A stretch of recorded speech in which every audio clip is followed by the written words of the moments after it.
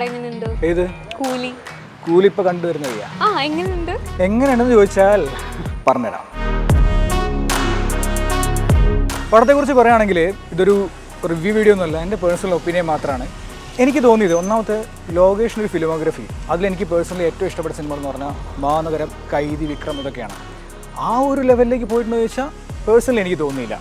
എന്നാലും ഇപ്പം പുള്ളിയുടെ തന്നെ സിനിമകൾ എടുക്കുകയാണെങ്കിൽ ലിയോ, അതേപോലെ തന്നെ മാസ്റ്റർ, ഇതുപോലെ സിനിമകളുടെ ഒപ്പം വേണമെങ്കിൽ വെക്കാം. ഒരിക്കലും കൂലി ഒരു മോശം സിനിമയല്ല. കൂലി ശരിക്കും പറഞ്ഞാൽ എനിക്ക് തോന്നിയത് രജനിക്ക് വേണ്ടിയിട്ട് പുള്ളിനെ സെലിബ്രേറ്റ് ചെയ്യാൻ എടുത്തിരിക്കുന്ന ഒരു സിനിമ പോലെയാണ് എനിക്ക് ഫീൽ ചെയ്തത്. ഇതിലെനിക്ക് ഏറ്റവും ഇഷ്ടപ്പെട്ടൊരു സീൻ എന്ന് പറഞ്ഞിട്ടുണ്ടെങ്കിൽ പുള്ളിയുടെ ഫ്ലാഷ് ബാക്ക് സീൻസാണ്. അതൊരു സ്പോയിലറൊന്നുമല്ല, കാരണം അത് ട്രെയിലറിൽ ഓൾറെഡി കാണിച്ചിട്ടുള്ളതാണ്. ആ നെഗറ്റീവ് ഷെയ്ഡിൽ പുള്ളിയുടെ ഒരു ചെറിയ സംഭവം കാണിക്കുന്നുണ്ട്. അതൊരു ഒന്നൊന്നര സീനായിരുന്നു. ശരിക്കും നമുക്കത് ഫീൽ ചെയ്യും, പഴയ രജനി ഫ്രണ്ടിൽ വന്നു നിന്ന പോലെ. അത് കണ്ട എല്ലാവർക്കും അത് ഫീൽ ചെയ്തിട്ടുണ്ടാവും. നിങ്ങൾക്ക് ഇഷ്ടമായെങ്കിൽ താഴെ കമൻറ്റ് ബോക്സിൽ ആ സാധനം കമൻറ്റ് ചെയ്യണം.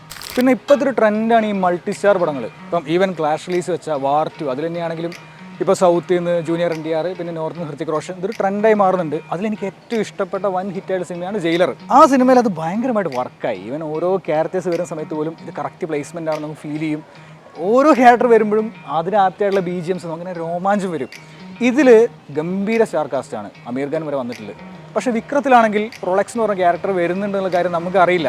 അതുകൊണ്ട് ആ ക്യാരക്ടർ വന്നപ്പോൾ ഭയങ്കരമായിട്ടുള്ളൊരു എക്സ്പീരിയൻസും കിട്ടി. അതേസമയം തന്നെ സൂര്യയുടെ പെർഫോമൻസും പെർഫോമൻസ് ആയിരുന്നു.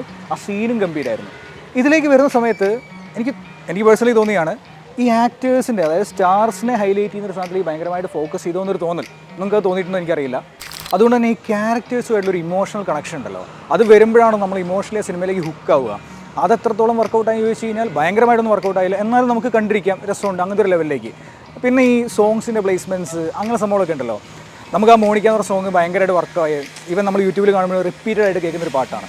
പക്ഷേ അത് റാൻഡമായിട്ട് ഭയങ്കര സ്പീഡിൽ പോകുന്ന ചില സമയത്ത് നമുക്കത് ഈവൻ ഓഡിയൻസിന് പോലും എൻ്റെ അടുത്തിരുന്ന ആളുകൾ ചോദിച്ചു, പെട്ടെന്ന് നമുക്കാണ് കറക്റ്റ് ആവുന്നുണ്ടോ, അതെനിക്ക് ഫീൽ ചെയ്തു.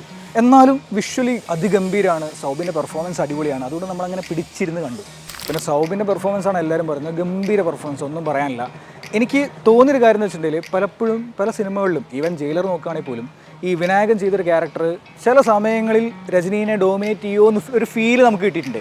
കാരണം അമ്മൊരു വില്ലനാണോ എന്ന് നമുക്ക് ഇവൻ ആ ഫോൺ കോളിൻ്റെ സീനിലൊക്കെ ആ ഒരു ഇമ്പാക്റ്റ് മേ ബി സ്ക്രിപ്റ്റിൻ്റെ ആയിരിക്കാം, അല്ലെങ്കിൽ സ്ക്രീൻ പ്ലേ കൊടുത്ത സംഭവമായിരിക്കാം. നമുക്ക് അത്രയ്ക്ക് ഇങ്ങോട്ട് കിട്ടിയോ എന്നുള്ള സാധനം ഇതിൻ്റെ അതൊരു ചോദ്യചിഹ്നമാണ്. കാരണം രജനിക്ക് മുന്നിൽ മുട്ടി നിൽക്കാൻ പറ്റിയൊരു വില്ലനാണോ എന്നൊക്കെ ഫീൽ ചെയ്യും. പക്ഷേ പെർഫോമൻസ് വൈസ് പുള്ളി അടിപൊളിയായിരുന്നു. പിന്നെ പ്രധാനമായിട്ടൊരു കാര്യം എന്ന് വെച്ചിട്ടുണ്ടെങ്കിൽ ആളുകൾ ഒരു പടം കാണാൻ പോകുന്ന സമയത്ത് ഇത് ഏത് ജോണറാണ്, എന്താണ് ഇതിന് മൂഡെന്ന് ശരിക്കും നോക്കും. ഈവൻ ട്രെയിലറിലാണെങ്കിൽ പോലും ഇത് LCU അല്ല എന്ന് പറയുന്നുണ്ടെങ്കിലും നമുക്ക് തന്നെ ഒരു ഫീൽ വരും, ലോകേഷിൻ്റെ പടമാണല്ലോ, അപ്പോൾ ഇതിങ്ങനെ ആയിരിക്കുമല്ലോ. കാരണം ഡ്രഗ്സൊക്കെ ആയിരിക്കും മെയിൻ കണ്ടൻറ്റ്. മറ്റൊരു സ്റ്റാൻഡ് അലോൺ സിനിമയാണെങ്കിലും നമുക്കത് തന്നെ ഫീൽ ചെയ്യാം. അതിൻ്റെ മേക്കിങ്ങും അതിൻ്റെ ട്രെയിലർ കൊടുക്കുന്ന വൈബും എല്ലാം അങ്ങനെ തന്നെയാണ്. സോ നമ്മൾ ഓട്ടോമാറ്റിക്കലി നമ്മുടെ മൈൻഡ് ഒരു കമ്പാരിഷൻ വരും. കാരണം മേക്കിംഗ് സ്റ്റൈൽ ആയിക്കോട്ടെ, സ്ക്രിപ്റ്റിങ്ങിൽ പുള്ളി വേറെ ലെവലാണ്, അറിയാലോ. അപ്പം അത് വെച്ചിട്ട് നമ്മളൊരു കമ്പാരിസൺ നടത്തും.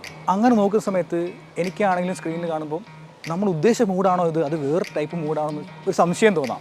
ഇങ്ങനത്തെ കുറച്ച് കാര്യങ്ങളുണ്ടെങ്കിലും ഒരു സെലിബ്രേഷൻ മൂഡിൽ കണ്ടിരുന്നു. ചില കാര്യങ്ങൾ, ഒന്നാമത്തെ കാര്യം പറയുകയാണെങ്കിൽ അനിരുദ്ധിൻ്റെ BGM തീപ്പൊരു BGM ആണ്, അത് നമ്മളെ പിടിച്ചിരുത്തി. പിന്നെ സോങ്സിൻ്റെ ഒരു സംഭവം, മേക്കിംഗ്, ആക്ഷൻ സീൻസ്, മൊത്തത്തിലൊരു പക്ക തിയേറ്റർ സ്റ്റഫ്.